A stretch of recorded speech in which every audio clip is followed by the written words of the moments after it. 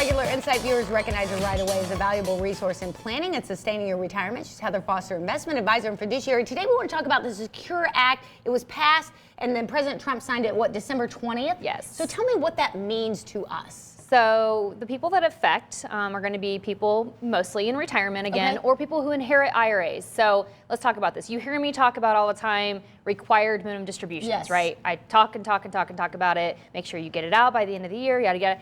The age is changing. Okay, so the age was 70 and a half. So if you turned 70 and a half in 2019, you still are under the old rules. So you're grandfathered in, maybe not something you want, but you still have to take out your RMD by April 15th if it's the first year in which you turn 70 and a half. Otherwise, if you are already 70 and a half, you've got to continue down the trajectory that you've already been on.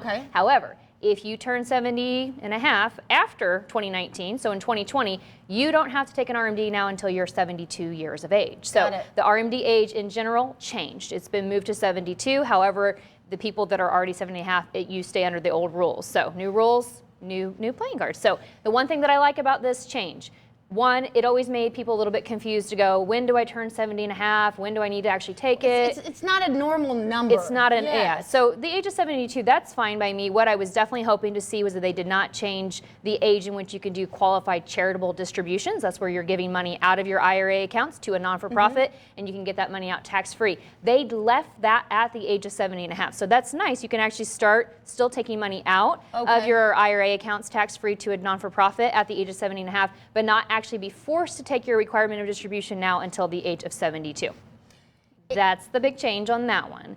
The second big change is inherited IRAs. So if your loved one passes away or someone passes away and they leave you IRA assets, under current law, it was that you can take that IRA and inherit it, and then spread out what we call the required minimum distributions over your life expectancy. So the government said, hey, you got a qualified account, you need to take out a little bit of money every year for the rest of your life. So you could, what we call stretch it out for over your lifetime so that you don't pay large amounts of taxes. So what they did is they said, okay, we come up with new rules here, again, starting next year, so tomorrow.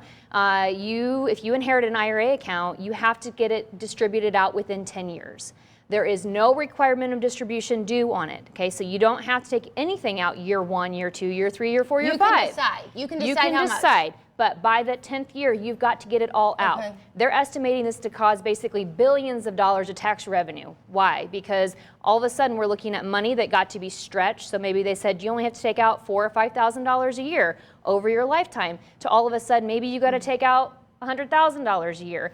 Someone who inherits $1 million IRA. You're talking about a lot of taxation. And a lot of people that inherit these IRAs are still in their working years. So if you're still in your working years, mom or dad passes away, they leave you their money, all of a sudden you've got to get this money cashed out within a 10-year period, causing a lot more taxation. This is why it is critical to not just look at your investments as financial, but also from a tax perspective, because if someone can lay out a tax plan for you that can save you 20 or 30% in taxes because we lay out plans for these kind of things, it is critical.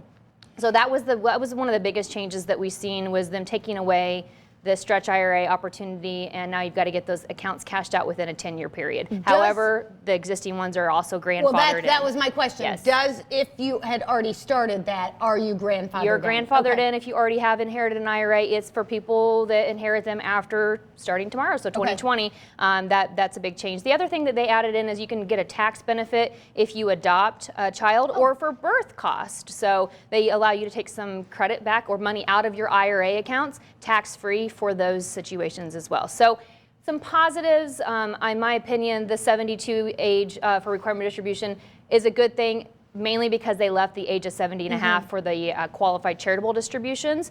I think that obviously the going away from the stretch IRA is a huge negative for people out there. You need to lay out a tax plan. If you have a lot of money in qualified plans, so your 401k, your 457, your IRAs, if you've got a lot of money in there, and especially if you're someone that doesn't really need that money and it's going to go to the next generation, you need to lay out a plan. You need to lay out a tax plan, because this is no longer something that we can kind of just look the other way for. You need to lay out a plan if you're leaving the money or if you've just inherited the money, both ways. If you need some help laying out that plan, or you need somebody to take a second look, all you have to do is give them a call. Foster Financial today. Start 2020. Start the new decade off the right way with your money. 234-2200. We'll be right back.